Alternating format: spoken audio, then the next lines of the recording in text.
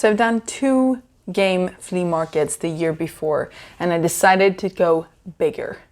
And the first thing you need to do when you're looking at doing a bigger event is you need to find a venue so that you can get the date.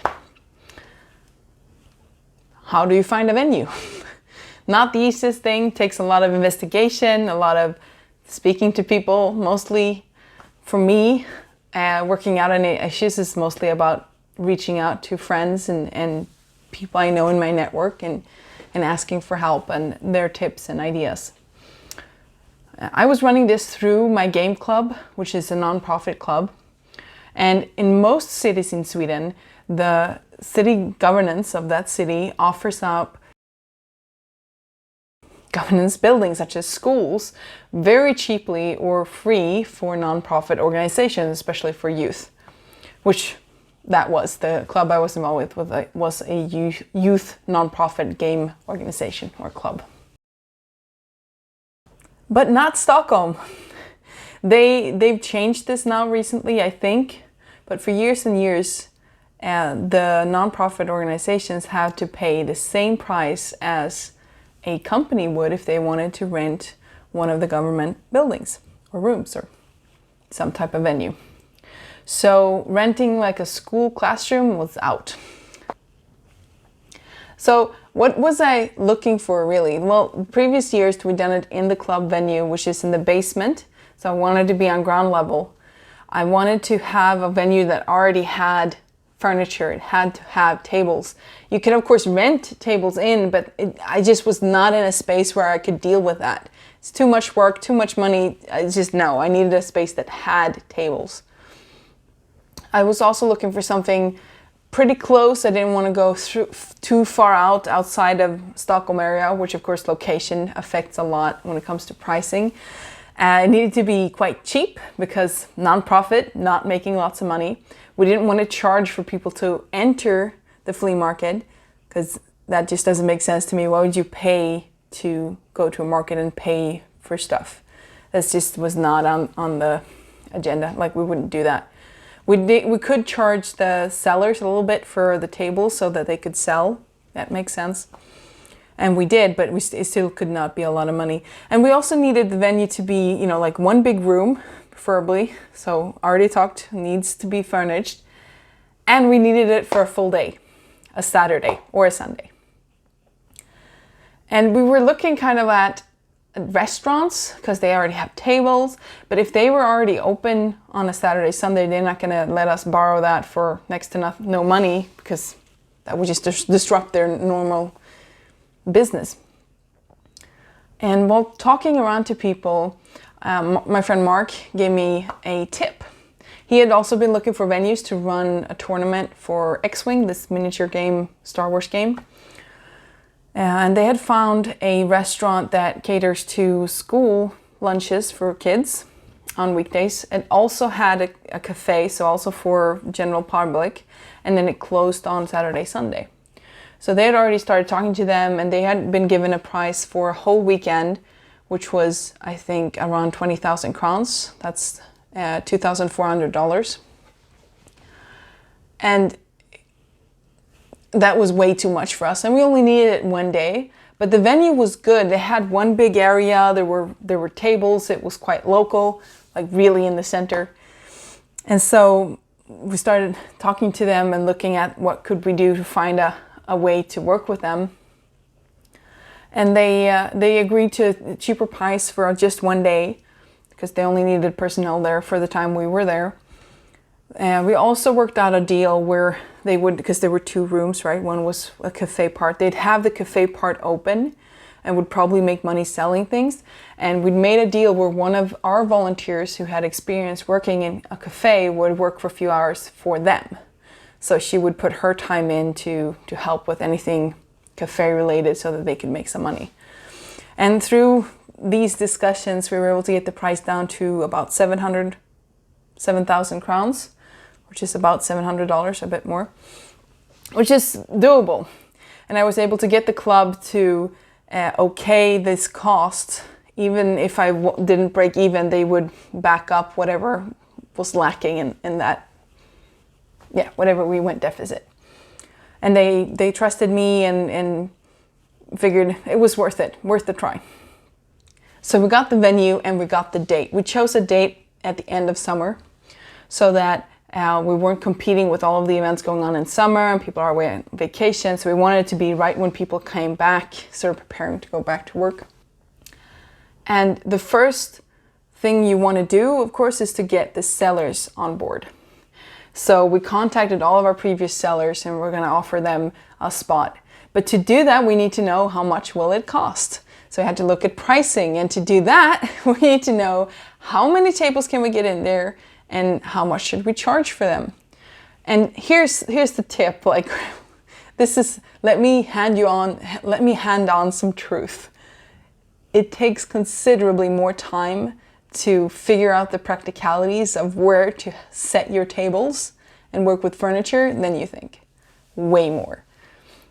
There was no measured plan of this room, so I had to go in and measure everything. And I had a little laser measuring thing that would measure distance with a laser, and I thought it'd be great because I've used it at home. It's awesome, except it didn't measure long enough of a distance for this size of the room, so I still had to measure like parts of it at a time.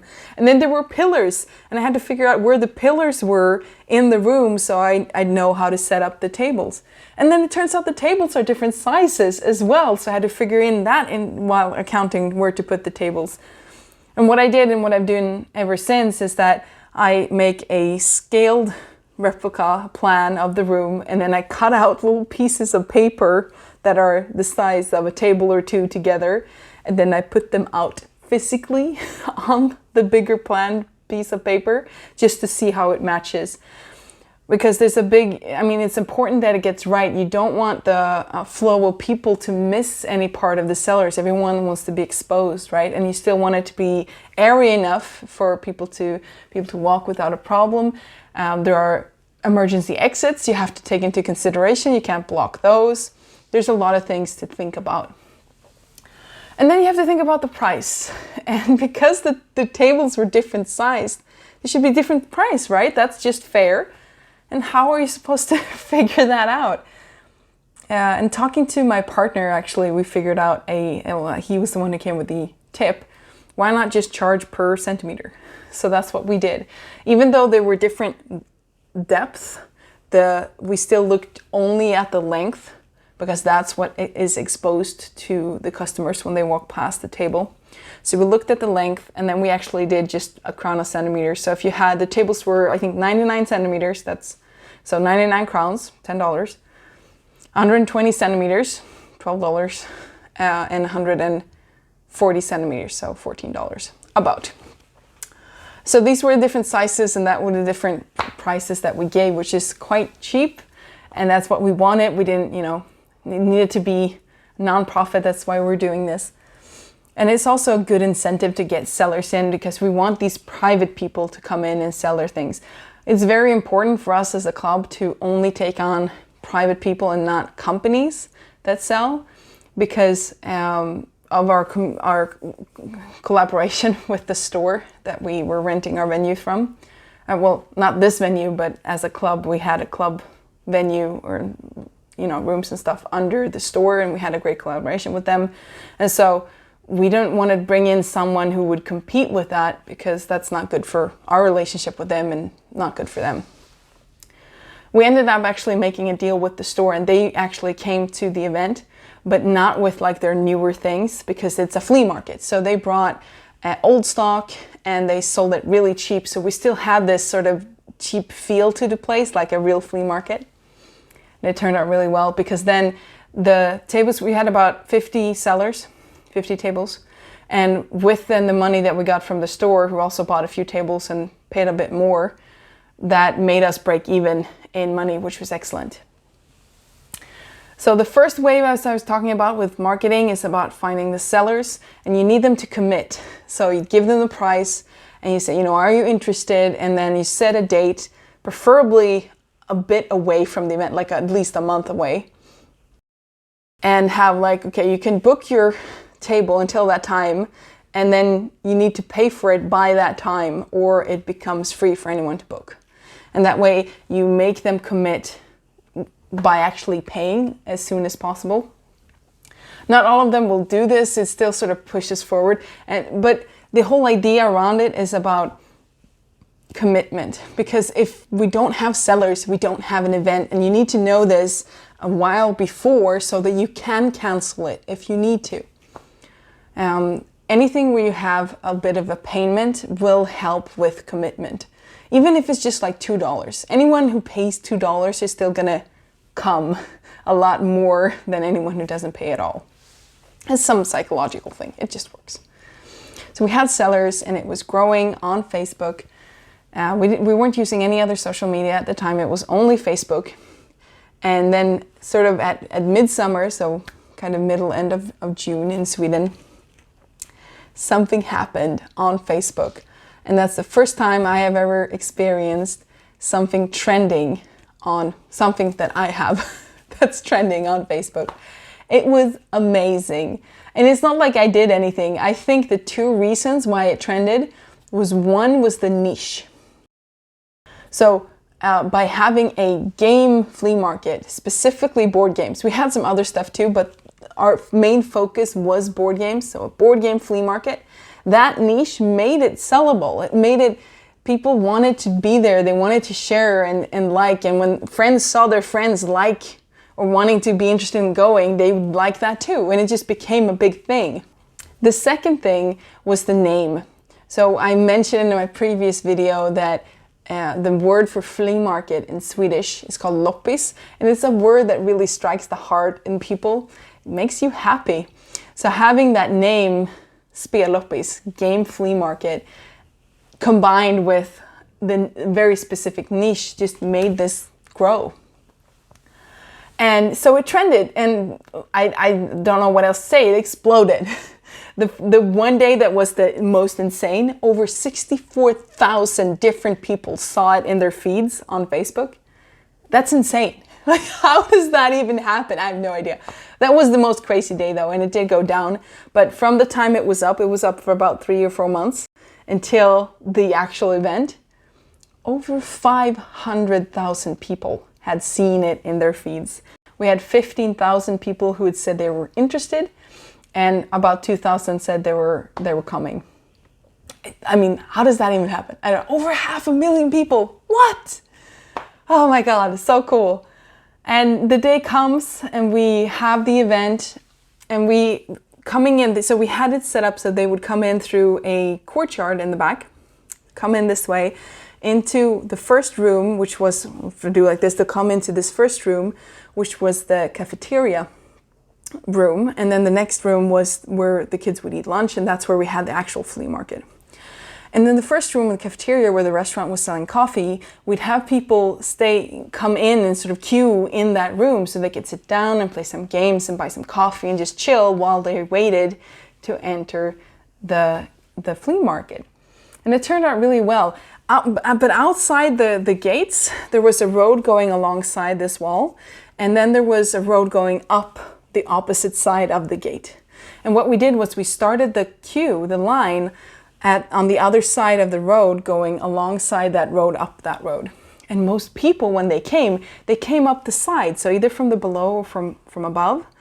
And then they saw the gates and they're like, yes, we're here. They looked at the gates, they looked at the queue, and then a lot of them just turned around and left. So we have no idea how many actually came. At the time I guesstimated, I guess, about 2,000 people. I did walk the line up at some point, and it went on for a long way. And when I counted the people in line at that time, there was, I think, 750. It was just amazing to see all these people. And for those who all came in, there was a good sense, good atmosphere in the venue. We had set it up so when they come in from the cafeteria, when they were done, they would exit another way, so they wouldn't actually go back out where they came in. We'd have them go out another way just to get that flow working and to minimize the risk of any, fire hazard or stuff like that. What happened was that a lot of people were, of course, disappointed that they couldn't get in. And so after there was a backlash on Facebook For those who came in, the feedback we got was really good. They were really satisfied and happy, and they wanted us to do it again. For those who couldn't get in, some people were giving some good feedback, such as maybe think about this next time. They were giving tips. And then some people were just spreading hate, which is something you have to live with whenever you do anything, because you can't please everyone. And if you do, you're probably failing at whatever you're doing. So I had to live with that and sort of deal with that as well. Some of it was just, mean. Some of it was just stupid. I didn't say that to anyone because it's not the way I am. But you have to sort of think about what to take on and what not to. For example, there was someone commenting that, oh, when you saw this grow so much, you should have switched venue. Switched venue? This person has never worked with an event in their life. Like it was just like, what are you talking about? And someone else was like, oh, you should charge people to come in. It's like, well, I couldn't, decide that halfway through and switched venues. That would not have worked. And if I had charged to come in, maybe people never would have trended. Like, why would you pay to come into flea market? It doesn't make sense. I might, I did consider that later when I settled down a bit more going forward. How could I maybe make that work? But even if I charged the number she was suggesting, which was like 20 crowns, like $2, $3, $4, that wouldn't have been enough. It wouldn't have been nearly enough to up the size of the venue. It just never would have worked. And they don't know this. They were just angry and they were just putting all that out. And I'm so happy to also be able to see some of the regulars that have come to multiple of my events. They were actually in the comment section defending the event. And they were also giving feedback, good feedback for me to take on, like I could do this better next time. And there was things, and I own my mistake. That was my mistake. And I'll tell you why, but before I get into why, just them stepping in and saying, well, she's the only one who's doing this. They are the only one who's doing this. Give some love and tips to help them do it better next time if you ever want this to happen again, instead of just spreading the hate. That was sort of the message going back to some of them, and not from me, but from other people. So that was also very encouraging. Okay, the mistake. Why didn't I warn anyone? Okay, so here is my logical thinking that got me into this problem. Double the amount of space, double the amount of sellers, double the amount of visitors. Right? Makes sense. Except with double the amount of sellers, the visitors are going to wander in the flea market for double the amount of time. And I didn't think about that. And we still only had that one time, bracket that we worked with. And so that just completely failed. And that was my fault. I didn't think about it. I just thought it would be double as big and that would be great. So I was thinking maybe 1,500 to 2,000 something people would be able to get in. And so when there were 2,000 people online that had been like, yeah, we're coming. And then, yes, there was 15,000 people who'd said they were interested. But I also didn't know what that equates to. What's 15,000 maybes? Like, I don't know. I didn't know.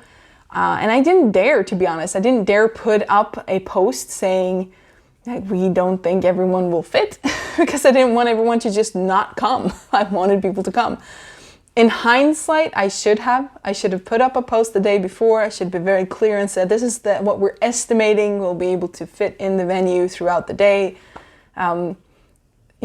Just to warn anyone if they really wanted to come early, and if they might not fit, so they might consider not coming. I did not think about it at the time, and I take that on. That's my mistake. I'm learning, doing better going forward, of course. And as I said, for everyone who came into the venue, they were so happy and satisfied. The sellers were so happy and satisfied. The restaurant was so happy and satisfied. They sold out. Like in the cafeteria part, there was one person working from the restaurant, and she was just like running back and forth and trying to find something in the kitchen that they could sell, because they were selling out everything, which is excellent, because if they're making money, we're building a better relationship with them. And because that venue worked out for us as a club, we want to run tournaments, we want to do things, but we're going to need a venue. So building a strong relationship is just double thumbs up, So everyone was happy, and after the event, I took all of the volunteers and we went to a restaurant and we had dinner. And that is my number one tip, is to just do that after an event. Hang out with your volunteers. The atmosphere when we were at the restaurant was just ecstatic. People were so happy and it was just so nice. And we were talking about how it went and what we could do better and do we want to do it more and do it bigger. And at that point, I took a decision. I want to do this. I want to grow this. I want to do this. And so I took a decision to break with the club, which is nonprofit, and create a company, and through that company run what became Tabletop Game Expo. 2019 was the first, and I will tell you more about that in the next video. For that evening, what made me so confident that I could do that and take it one step further were mainly two things. One was the enormous support, as in interest by the visitors. They want this. It was so clear. It would never have spread like that unless there was an interest. So giant interest. And the second was the volunteers. Just sitting with them at this dinner and just talking and feeling so good. I just felt that I'm not alone. People want to do this with me. And so I felt courage enough to take that next step and create Tabletop Game Expo. If you like this story and want to hear more, please follow me in my journey in Uniting Geeks. Bye.